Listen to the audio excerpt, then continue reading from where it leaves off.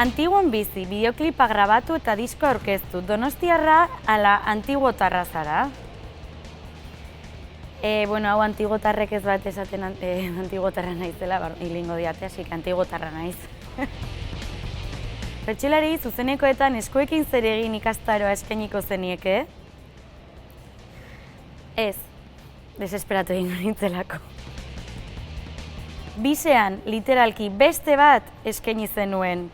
Hori zer da, bisen aurka zaudela, ala hobe dela ikusleak gogoz uztea?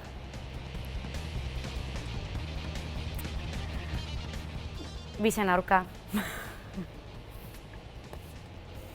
CD-aren barrualdeko liburuxka zuri beltzean, jaunartzen garaira joan zaigu burua.